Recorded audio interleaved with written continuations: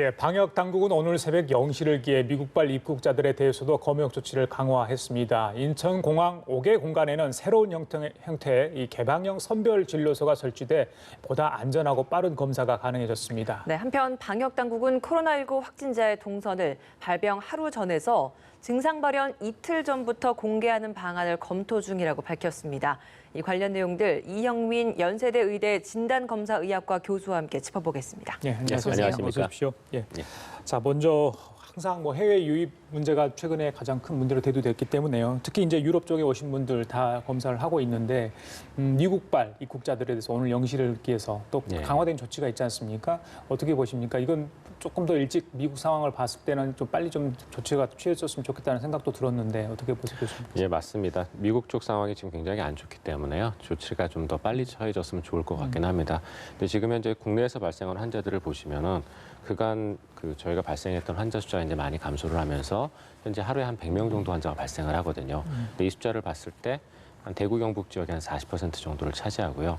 나머지가 이제 나머지 환자들 중에서 한 30% 정도 그러니까 30~40% 정도가 해외 유입과 관련된 환자들입니다. 그래서 그런 것들을 저희가 고려했을 때 이 해외에서 유입되는 사례에 대한 적극적인 관리는 무엇보다 지금 필요하다고 생각을 할 수가 있고요. 그래서 이제 많은 환자가 발생하는 유럽에 대해서 먼저 하다가 이제 미국이 추가된 거라고 보시면 될 것 같습니다.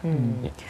무증상이다가 귀가 후에 집에서 뒤늦게 확진 판정을 받는 입국자들도 좀 많아지고 있어서 이런 무증상 입국자들에 대한 관리도 굉장히 좀 중요할 것 같아요. 근데 공항에서 무증상이라서 집으로 귀가를 할 때는 보통은 리무진, 그러니까 공항 리무진이나 대중교통을 타고 가기 때문에 정부도 이 부분에 있어서 좀 방역을 하겠다라는 차원에서 전용 리무진을 마련을 하는 방안도 좀 검토를 하고 있다고 해요. 하지만 사실 입국을 하는 입국자들이 굉장히 좀 전국적으로 다 귀가를 하게 되기 때문에 이런 것들이 실제적으로 좀 가능할까라는 의문도 들거든요.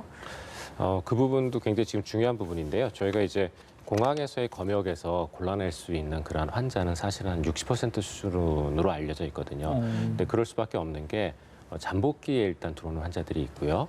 그다음에 들어오면서 이제 해열 진통제 같은 걸 드시는 분들도 일부 있을 수가 있습니다. 그래서 유럽에서 나온 논문에도 공항에서 검역 단계에서 걸어오시는 건 60%라는 게 이미 알려져 있는 상황입니다. 그래서 40% 정도 가까운 사람들은 이제 지역사회에서 발견될 수밖에 없는 상황이기 때문에 이런 분들에 대한 관리가 무엇보다 지금 필요한 상황이거든요. 그래서 말씀 주셨던 것처럼 전용 리무진을 이용한다거나 이런 것도 굉장히 좋기는 하지만 그 안에서의 또 감염 여부나 이런 것도 저희가 있을 수가 있거든요. 최근에 발표한 바에 따르면은 전체 코로나19 감염자의 또한 20% 정도는 무증상 감염증이 생겼다고 얘기를 하거든요. 그러니까 이런 것들을 고려를 하게 되면 분명히 관리는 굉장히 필요한 상황이고 이러한 리무진도 좋지만 가급적 자차를 이용하는 게 좋은데 또 모든 사람들이 자차를 이용할 수는 없지 않습니까? 그쵸. 그런 것들을 고려한다면은 저희가 일단 이 들어오는 분들에 대해서 마스크와 손위생을 강화할 수 있는 그런 안전, 개인 보호 장구를 챙겨주는 게 일단은 중요할 것 같고요. 정부에서도 이제 거기에 대해서 배부한다는 계획을 가지고 있더라고요. 그래서 그런 것들과 함께 또 손위생을 할 수 있는 여러 가지 알코올 티슈 같은 것들도 또 필요할 것 같거든요. 그래서 이런 것들까지 챙겨서 이러한 입국하는 사람들이 개인 위생에 들어오자마자 힘쓸 수 있도록 해주시는 게 되게 도움이 될 것 같습니다. 글쎄요, 외국 상황이 안 좋기 때문에 많은 분들이 들어올 수도 있고요. 한국이 또 거꾸로 이야기하면 좋아져서 또 들어올 수도 있겠습니다. 일단 입국자가 굉장히 많은 상황입니다. 그렇다 보니까 빠른 시간 안에 검사를 하기 위해서 워킹 스루라는 새로운, 그러니까 이건 인천공항 밖에 설치한 거죠. 별도의 개방형 선별 진료소인데 그러니까 드라이브 스루에서 저희들이 많은 효과를 보지 않았습니까? 뭐 영어식 표현을 제가 쓰고 있는데 그래서 이걸 설치한 건 어떻게 봐야 되겠습니까? 어떻게 밖에 설치했다. 이건 또 공기 감염이니까 안에 있는 거하고 굉장히 좀 차이가 있을 것 같아요. 어떻게 보십니까? 오히려 밖에 설치한 게 저는 더 낫다고 생각을 하는데요. 그 이유가 저희가 이런 검사하는 장소를 실내 공간 안에다 설치를 하게 되면 환기나 이런 부분들이 굉장히 중요해지게 되거든요. 그래서 그런 부분들 환기를 만약에 못하는 공간이라면 그 공간을 소독하기 위해서 굉장히 많은 노력을 써야 되는데 시간도 들고요. 근데 저희가 이런 환자의 검체를 채취할 때 원칙 중에 하나가 소독할 수 있는 공간이 아니면 아예 그냥 야외에서 채취하도록 권고를 하거든요. 그 이유가 야외는 계속 공기가 순환이 되기 때문에 바이러스가 손쉽게 제거가 되고 땅 같은 데로 떨어져서 감염력을 많이 잃게 됩니다. 그래서 저희가 이러한 그 워킹 스루를 개방형 공간에다 설치한 거는 제가 보기에는 굉장히 좋은 거라고 생각을 하고요. 예. 공기의 흐름이 5번 정도 바뀌면 거의 1% 이하로 떨어진다라는 보고들도 있기 때문에 예. 적절할 이런 것으로. 어떤 과학적 데이터를 가지고 이렇게 했겠죠. 예, 맞습니다. 예. 이게 또 그 검사 속도도 일반 선별 진료소보다 빠르다고 하더라고요. 어느 정도 그러면 차이가 나는 겁니까? 그러니까 검체 채취를 하는 데 있어서 일반 선별 진료소보다 거의 한 6배 정도 빨라서요. 한 5분 정도면 채취를 할 수 있다고 합니다. 저희가 그러니까 코로나19 감염 초기에 일반 선별 진료소에서 정확하게 원칙대로 이렇게 했을 때 환자 한 명 검체 채취하는데 거의 한 1시간 가깝게 걸린 적도 있었거든요. 그게 이제 점점 능숙해지면서 많이 시간이 땡겨졌는데 이러한 그 워킹 스루를 도입을 하면서 이제 5분 정도 만에 검체를 채취할 수 있게 돼서 굉장히 효율적인 검사가 가능할 것 같습니다. 예. 자, 정부가 입국자들의 자가격리 위반 여부에 대해서 단호하게 좀 대처를 하겠다고 발표했습니다. 무관용의 원칙을 적용하겠다는 거 아니겠습니까? 외국인의 경우는 강제 출국까지 시키겠다고 합니다. 최근에 미국에서 들어온 글쎄요. 그 분이 제주도 여행을 4박 5일간 했어요. 증상이 있었음에도 불구하고 하지 않았습니까? 그래서 제주도에서 그 모녀에 대해서 손해배상 청구도 하겠다 정도입니다. 아, 이런 일이 좀 없어야 될 텐데 이게 이제 지역사회 감염으로까지 확대되기 때문에 그렇지 않습니까? 예. 그 아까도 말씀드렸다시피 저희가 공항 검역에서 모든 환자를 다 막을 수는 없거든요. 그래서 분명히 무증상 감염이나 또는 일부 잠복기에 들어오는 사람들은 지역사회에서 발견될 수밖에 없고요. 우리나라의 데이터를 봐도 대략 한 검역에서 걸리는 게 한 30명 정도면은 지역사회에서 확인되는 확진자가 대략 한 10명에서 20명 정도가 됩니다. 네. 그래서 이분들이 귀국하고 나서도 본인이 다른 분들에게 감염을 일으키지 않도록 주의하는 것은 무엇보다 굉장히 필요한 예. 사항들이거든요. 그런데 저희가 이제 코로나19 그 국내 발생 초기에는 많은 분들이 굉장히 이런 자가격리 지침이나 이런 것들 잘 지켜주셨는데 이제 시간이 많이 흐르다 보니까 이런 것들을 좀 안 지키시는 분들이 나타나기 시작하거든요. 근데 이 부분은 무엇보다도 굉장히 중요한 부분들이기 때문에 본인의 어떤 개인적인 도덕심이나 이런 것도 중요하지만 지키지 않는 부분들에 대한 공중보건이 측면에서의 대응도 분명히 중요하거든요. 그래서 그 제주도에서 이제 개인의 1억 사생활도 정도에서 중요하지만 어떤 예. 공익적인 측면도 있다 이 말씀이죠. 예, 맞습니다. 그래서 분명히 증상이 있으면 돌아다니지 않도록 하고 있고 자가격리 앱도 의무적으로 설치하도록 지금 하고 있는데 이런 것들을 지키지 않는 부분들에 대해서는 확고한 그런 대처가 필요하다고 생각을 합니다. WHO가 코로나19 환자가 발병하고 나면 그 발병 이틀 전부터 바이러스를 배출한다라는 이야기를 했습니다. 때문에 우리 방역 당국에서도 원래는 확진자가 발생하면 그 확진자가 증상이 발현된 하루 전부터의 동선을 공개를 했는데 이걸 이틀 전으로 좀 당겨서 더 넓은 범위로 이 동선을 공개를 하겠다라는 이야기를 했습니다. 이틀 전으로 공개를 한다라고 한다면 어떤 점이 좀 크게 달라진다라고 저희가 볼 수 있을까요? 일단 이틀 전까지 공개를 하게 되면은 저희가 이런 것들을 파악하기 위해서 아무래도 많은 노력이 더 들어가는 거는 맞거든요. 근데 최근 들어서 여러 가지 앱이라던가 그러니까 이런 것들을 통해서 뭐 카드 결제 내역, 그다음에 CCTV 예. 자료 이런 것들을 이용을 해서 저희가 잘 파악을 하고 있었는데 이런 것들의 조사 범위가 좀 더 넓어지는 거니까 아무래도 더 많은 자원을 쓸 수밖에 없거든요. 근데 이런 결정을 내린 이유가 아까 잠깐 말씀드렸던 것처럼 최근에 이제 코로나19에 대해서 외국 쪽의 자료를 보다 보니까 전체 감염자의 대략 한 20% 정도까지도 무증상 감염이나 아니면 그 감염 초기에 증상이 없을 때 그 감염으로 네. 생각이 되고 있거든요. 그럼 이런 부분들도 굉장히 또 큰 부분들이기 때문에 보다 더 대응을 강화할 수밖에 없는 지금 시점이기도 하고요. 그래서 이 기간이 더 늘어났다고 보시면 될 것 같습니다. 예. 지금 전 세계 코로나 확진자 수가요 50만 명을 넘어섰습니다. 사망자가 2만 2천여 명입니다. 미국 존스홉킨스 대학 집계로 보면은 미국이 중국의 확진자 수를 더 많이 지금 발생을 했다고 합니다. 수가. 그래서 확산 추세가 언제까지 될지 특히 초기 대응에 실패한 국가들이 굉장히 좀 상황이 심각한 것 같습니다. 외국 상황은 어떻게 좀 보고 계십니까, 교수님께서? 그 초기 대응에 실패한 국가들의 지금 상황들, 근데 말씀 주셨던 것처럼 유럽이나 미국 의 상황이 굉장히 심각하다고 생각은 하는데요. 근데 문제는 저희가 이제 코로나19에 대한 그 감염자를 보고하는 국가들을 보시면은 예. 감염자를 많이 보고한 국가는 다 선진국입니다. 그러니까 저개발 국가는 감염자를 많이 보고하지 않고 있거든요. 그 나라에 환자가 없어서 그럴 것 같지는 않은데요. 검사를 못하기 때문으로 생각하기 때문에 네. 외국에서의 코로나19 감염은 그런 주요 선진국, 유럽과 미국을 포함한 전 세계적인 확산에 있다고 제가 보기에 보여지고요. 그리고 그러면 이 확산이 지금 어느 정도 시점에 와 있냐? 이게 굉장히 많이들 이제 얘기를 하시는데 예.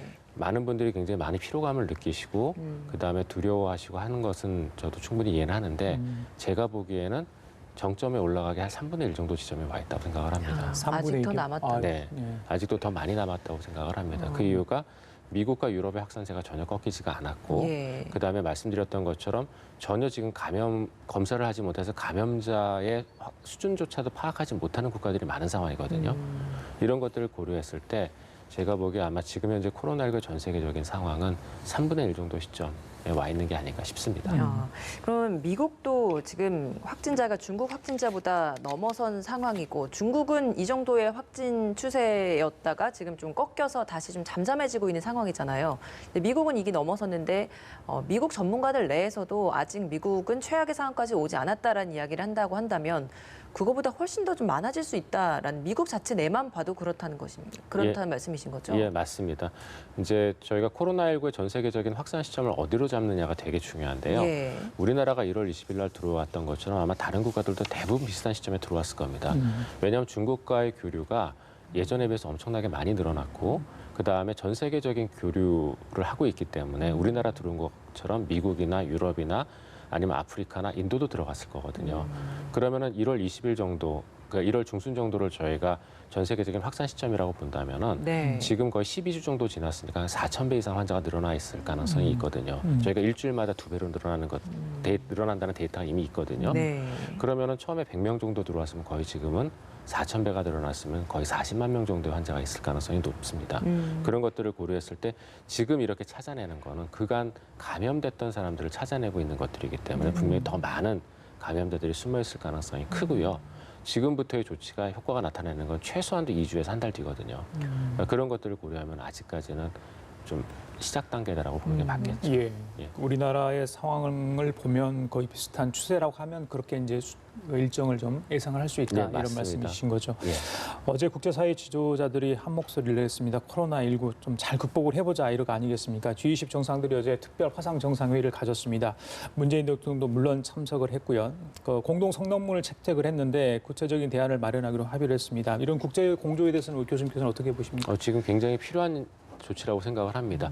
이 코로나19가 한 국가의 힘만으로 해결될 수 있는 부분이 아닌 게 우리나라만 하더라도 굉장히 이제 다양한 검사, 그러니까 검사 능력의 확대와 그다음 여러 가지의 방역적 조치들을 통해서 코로나19 감염을 많이 줄인 거는 맞거든요. 근데 그렇게 했더니 지금 해외에서 유입되는 사람들이 거의 지금 절반 정도를 차지하고 있는 사태가 되지 않았습니까? 그래서 이 코로나19에 대한 대응은 한 나라만 잘한다고 해결될 수 있는 문제가 아니거든요. 그래서 전 세계적인 대응을 분명히 해야 되고 그중에서도 코로나19의 새로운 온상지가 될 수 있는 저개발 국가에 대한 도움이 무엇보다도 필요합니다.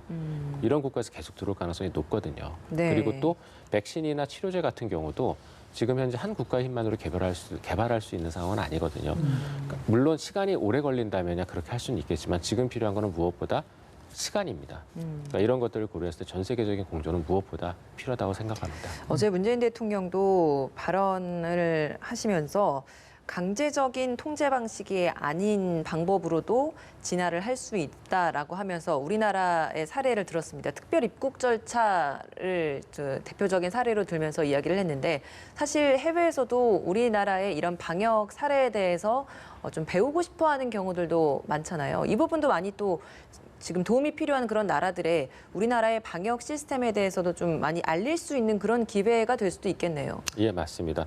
그런 부분에서 굉장히 좋은 기회이기도 하고 그다음에 우리나라의 또 노하우나 또 우리나라의 제품들을 선전할 기회라고도 생각을 하는데요.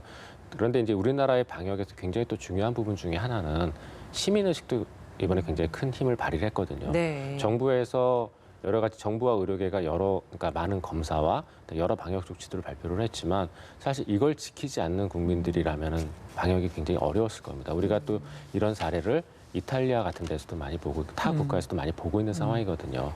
정부에서 방역 조치를 취함에도 불구하고 계속 모임을 갖는 이런 현상들이 계속 나오고 그런 모임을 통해서 또 역시 코로나19가 지역사회에 확산되는 모습을 보여주고 있기 때문에 네. 이러한 우리나라의 방역 대책 이 해외에 소개하는 것도 굉장히 좋은 일이고 필요한 일이지만 그에 못지않게 이러한 우리나라의 시민의식도 같이 소개를 하면서 이 코로나19에 대한 대응이 국가의 어떤 방책뿐만이 아니라 시민사회의 협조도 필요하다는 걸 다른 나라도 좀 잘 알면 좋을 것 같습니다. 진단 키트를 문의하거나 요청하는 나라도 51개 국가나 된다라고 합니다. 우리 정부도 방역 물품 해외 진출을 지원하는 TF를 만들겠다라고 했는데 실제로 우리나라에 이런 진단 키트 물량이 좀 충분히 있는 건지 그리고 이걸 해외로 수출해도 되는 상황인 네. 건지도 궁금합니다. 예. 우리나라에서 지금 현재 진단키트, 그러니까 긴급 사용 승인을 받은 진단키트는 5종류가 있습니다. 그리고 각각의 회사마다 제가 파악한 바로는 물량 생산량이 하루에 2만에서 5만 테스트 정도 분량으로 알고 있거든요. 그럼 국내에서의 진단키트 생산 여력만 거의 20만 건이 넘어갑니다. 근데 현재 지금 국내에서 시행하고 있는 검사 건수는 민간 의료기관에서 2만에서 2만 5천 건 매일 하고 있고요.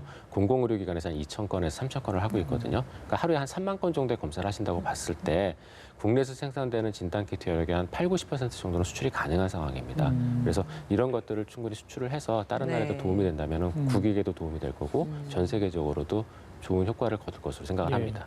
초반에 마스크가 좀 저희들이 여유가 있어서 중국 상황 심각하니까 좀 그렇게 보내주기도 하지 않았습니까? 예. 그래서 지금 최근에는 저희들이 상황 안 좋을 때 받기도 했는데 예, 뭐 맞습니다. 그런 이야기를 하시는 분도 있더라고요. 진단 키트가 저희들이 물량이 충분하냐 그런 차원에서 아마 김나인 앵커가 질문을 한 것 같습니다. 예. 자, 국내 상황을 좀 볼게요. 경주의 한 음식점에서 코로나19 확진자가 20명이 나왔습니다. 가게 주인, 또 손님, 뭐 택시 기사, 또 다른 식당 주인, 뭐 이렇게 해서 뭐 3차, 4차까지 감염이 계속되고 있다고 그래요. 식당, 음식점에서 나온 걸로는 가장 큰 규모의 아마 집단 감염인가 싶은 생각이 들거든요. 저희들이 식당에서의 어떤 그런 에티켓이랄지 거리두기 굉장히 강조하지 않았습니까? 어떻게 또 이렇게 됐는지 모르겠어요. 예, 맞습니다. 식당에서 이제 같이 식사를 하면서 감염되는 사례가 처음부터 굉장히 많이 나왔었기 때문에 식당 안에서의 예절과 그다음에 사회적 거리두기, 그다음에 감염 예방에 대한 여러 가지 수칙들을 많이 발표를 했었는데 좀 굉장히 안타까운 사례가 나왔는데요. 그런데 이제 이러한 그 여러 가지의 사례를 든다 하더라도 말씀드렸던 것처럼 개개인이 지키지 않으면 사실은 의미가 없는 일들이거든요. 그런데 이제 경주 같은 경우에는 아마 본인들이 이제 감염됐다는 사실도 처음에 몰랐었던 것 같더라고요. 그래서 이제 더더욱 이런 일이 크게 벌어졌는데요. 예. 말씀드렸다시피 코로나19 감염의 20% 정도는 무증상이나 아니면 사전 감염 형태로 일어나기 때문에 그렇죠. 네. 충분히 주의를 앞으로도 더 기울이시면 좋을 것 같고요. 4월 초 정도까지 우리가 이제 사회적 거리두기를 강화하겠다고 한 시점이 있지 않습니까? 그때까지만 조금 더 이렇게 집중을 해주시면은 국내에서의 감염은 많이 더 낮출 수 있을 거라고 생각을 합니다. 예. 사회적 거리두기 계속 강조해주고 계신데 다음 달 12일이 부활절입니다. 네. 때문에 일부 중대형 교회에서 다음 달 초부터는 예배를 좀 재개하려는 움직임이 하나둘씩 보이고 있습니다. 한국기독교협의회에서는 뭐 부활절을 좀 개인적인 예배로 좀 마무리를 하자라는 것을 호소를 하고 있음에도 불구하고 이렇게 개개인의 이런 예배 움직임은 개개인의 그 교회 차원에서의 예배 움직임이 좀 계속 나오고 있는 것 같거든요. 여기에서의 좀 협조도 필요할 것 같아서 의료진으로서 좀 한 말씀 좀 부탁드립니다. 예, 저도 이런 부분에서는 조금은 아직은 좀 더 주의를 해주시는 게 도움이 된다고 생각을 하고요. 왜냐하면 저희가 이미 교회 예배를 통한 다양한 감염 사례들을 겪고 있고 사례가 없는 게 아닌데 지금 다시 또 국내에서의 불이 다 꺼지지 않은 상황에서 예배를 강행을 하는 거는 현재 국내에서 간신히 이제 낮추어 나왔던 코로나19 감염을 예. 끌어올리는 그런 도화선이 될 수가 있거든요. 그래서 그런 부분에서 분명히 주의가 필요하고 불교계에서도 부처님 오신 날 행사를 제가 듣기로는 1개월 연기하겠다라고 발표를 한 것으로 알고 있습니다. 예. 물론 부활절이라는 게 기독교계에서 굉장히 큰 행사 중에 하나인 거는 저도 이해를 하지만 예. 이런 모든 사람들이 지금 노력을 하고 있는 이런 상황에서 이런 기독교계도 좀 그런 부분에서 좀 더 협조를 해주시면 좋을 것 같다고 생각합니다. 예, 4월 6일부터 개학을 하는 걸 목표로 지금 하고 있는데 바로 그 전인 4월 그 주말부터 첫 주말부터 만약에 이게 예배를 시작을 하게 된다라고 한다면 또 다시 또 지역 사회로 퍼질 수 있는 그런 집단 모임이 또 될 수도 있는 거니까 이 부분도 좀 주의를 해야겠네요. 맞습니다. 저희가 코로나19가 감염됐을 때 잠복기를 2일에서 14일로 보고요. 절반 정도의 환자가 증상을 발현하는 날짜를 5일로 보거든요. 그런데 아까 저희가 아까 말씀하셨던 것처럼 증상 발현 이틀 전부터 이제 바이러스 전파가 가능하다고 알려져 있지 예. 않습니까? 그러면은 저희가 노출됐을 때 한 3일 정도만 지나도 감염이 가능한 상태가 되는 겁니다. 그러면 주말 예배를 보면은 당연히 그 다음 주 초부터 감염이 가능할 수가 있거든요. 그러니까 이런 것들을 고려를 했을 때 저희가 분명히 주의가 필요한 시점이라고 예. 생각을 합니다. 알겠습니다. 자, 그리고 말씀해 주시는 사이에 속보도 하나 들어와 있네요. 오늘 오전 0시 기준 코로나19 누적 확진자 수가 9,332명으로 집계됐습니다. 신규가 91명이 새로 나왔습니다. 검역 과정에서 해외 입국자 중에는 13명이 추가로 확진됐다는 소식 말씀드리겠습니다. 예, 지역별로도 확진자가 나왔습니다. 대구에서 34명, 서울에서 12명, 경기에서 11명, 경북에서 9명 확진됐고요. 인천에서 3명, 그리고 울산, 충북에서 각각 2명씩 추가 확진 소식이 들려왔습니다. 네. 뭐 91명 정도 신규 됐습니까? 100명에서 100명 안쪽 뭐 이렇게 계속 이렇게 유지되는 것 같아요. 한때는 뭐 쭉 떨어진 적도 있었습니다만 일단은 근데 많은 분들이 전문가들도 두 자리 숫자, 이 세 자리 숫자에 큰 의미를 두지 말라까지 이야기하더라고요. 맞습니까? 예, 맞습니다. 일단 저희가 지금 현재 집중을 해야 되는 부분은 어느 지역에서 얼마나 나오는지를 봐야 되거든요. 그러면은 아까도 말씀드렸다시피 일단 지역사회 감염이 대구, 경북 쪽은 이미 진행이 됐던 상태거든요. 그래서 지금도 그 부분에 그 지역에서 거의 우리나라 환자의 한 30, 40%, 40% 정도 환자가 예. 나오는 상황입니다. 그리고 그 다음에 이제 서울 경기 지역이 이제 인구 밀집 지역이라 굉장히 중요한데 서울 경기 지역의 나머지 한 20에서 30% 정도를 차지하는데 서울 경기 지역 같은 경우도 저희가 이번 주 초에 있었던 서울시의 보고를 보면은 서울 지역에서 발생했었던 환자 중에 대략 한 20명 중에 거의 한 3분의 2 정도가 그 해외에 다녀온 사람이랑 접촉을 해서 감염된 사람들이거든요. 그래서 검역 과정에 걸린 사람 못지않게 해외에서 들어온 아까 말씀드렸던 대략 한 20%에 해당되는 사람들에 의한 감염들이 지금 일어나고 있는 상황이라 이런 부분들을 빼게 되면은 그러면은 우리가 이제 타 지역에서 발생하고 있는 환자들은 그렇게 많지는 않은 수준입니다. 그래서 이제 이런 것들을 고려를 했을 때 저희가 이제 일부 감염이 아직까지도 꺼지지 않은 지역들에 대한 여러 가지 조치들과 그다음에 이런 것들은 굉장히 필요하고요. 하지만 이제 너무 이제 다른 지역에서 겁을 먹고 이렇게 하실 필요는 없다고 생각은 하지만 이제 일부 지역들에 대해서는 아직도 주의가 필요하다고 생각할 수 있습니다. 그러니까 그 일부 지역이 대표적으로는 대구를 말씀을 하시는 걸 것 네. 같아요. 대구에서 초반에 사실 확진자가 굉장히 좀 많이 나왔던 것이 신천지 대구 교회 교인들을 중심으로 네. 한 전수조사가 이루어졌기 때문이었고 그 후에는 또 요양병원에 대한 전수조사 때문에 확진자가 좀 많이 나왔었습니다. 하지만 지금은 사실 이런 전수조사도 거의 다 지금 끝난 상황인 거잖아요. 근데 그럼에도 불구하고 계속 뭐 30명 가까이가 계속해서 나오고 있는 건 저희가 이 대구 지역에 대해서는 아직도 좀 안심할 수 없다. 아직은 좀 더 지역 사회에서의 좀 사회적 거리두기나 이런 활동들이 좀 더 필요하다라는 의미를 좀 봐야 되는 겁니까? 예, 그렇게 봐야 될 것 같고요. 대구 지역 같은 경우에는 다른 지역의 지역사회 감염 초기에 들어갔던 것에 비해서 너무나 많은 확진자가 있었기 때문에 이 사람들에 의한 지역사회 감염 진행으로 들어가 있던 상황이거든요. 저희가 그걸 알 수가 있는 게 대구시에서 발표한 신천지 그 관련 신도들의 그 거주 지역과 그다음에 대구 시내에서 일반인들의 그러니까 비신천지 교도들의 발생 지역을 겹쳐보면 동일합니다. 그 얘기는 곧 신천지를 통해서 발생했던 대규모의 어떤 감염이 그 지역으로 확산돼 들어갔다는 얘기거든요. 근데 이게 불이 아직도 안 꺼졌다고 저희가 생각을 하면 될 것 같고요. 예. 그다음에 또 한 가지는 신천지 관련 이슈가 아직까지도 명확하게 정리가 되지 않은 것 같습니다. 왜냐하면 저희가 이제 처음에 달았었던 온천교회, 부산 온천교회 같은 경우도 최근 신천지와 연관이 되어 있음이 밝혀져 있거든요. 그다음에 일부 명단을 아직까지도 내놓지 않고 있다고 알고 있고요. 그래서 그런 것들이 아직까지 좀 정리가 안 됐기 때문에 대구 경북 지역은 당분간은 좀 주의가 필요하다고 예. 생각을 합니다. 4월 5일까지가 강화된 사회적 거리 두기 실시 기간입니다. 그리고 4월 6일 날이 이제 개학 아니겠습니까? 정부에서 조금 개학을 연기할지 개학을 그대로 그러니까 미룬 그 시기에 맞춰서 또 개학을 할지 많이 고민을 하고 있는 것 같습니다. 하지만 정세균 총리도 오늘 아침 회의에서 아직까지 평가는 좀 이르다 이런 이야기를 한 것 같아요. 개학한 나라가 싱가포르가 있나 봅니다. 그래서 어제 발표에서 싱가포르 사례를 좀 상황을 보겠다 이렇게 했습니다. 참조할 만한 이유가 있기 때문에 싱가포르 이야기를 하지 않았겠어요? 예, 맞습니다. 이제 싱가포르 같은 경우는 우리나라와 마찬가지로 초기 대응을 비교적 잘한 국가로 꼽히고 있던 나라거든요. 예. 근데 그런 나라인데 지금 개학과 관련된 이슈 중에서 가장 큰 게 뭐냐면은 개학의 대상이 되는 아이들의 경우는 대부분 증상이 굉장히 가볍거든요. 가볍기 때문에 우리가 모르는 지역사회 감염에 새로운 그 소스로 작용할 가능성이 굉장히 큽니다. 왜냐하면 아이들은 약간 아프거나 이랬을 때 크게 개의치 않는 부분들도 있고 그 다음에 무증상으로 감염이 확산될 수 있는 그러한 감염원으로 작용할 수도 있거든요. 예. 그래서 이런 것들이 어떻게 영향을 주는지를 아마 싱가포르 미리 계약을 한 싱가포르의 사례를 보고 나서 조금 판단하겠다는 뜻으로 생각이 됩니다. 예, 정부가 4월 5일 이후에 적용할 수 있는 새로운 방역 시스템을 구축 중입니다.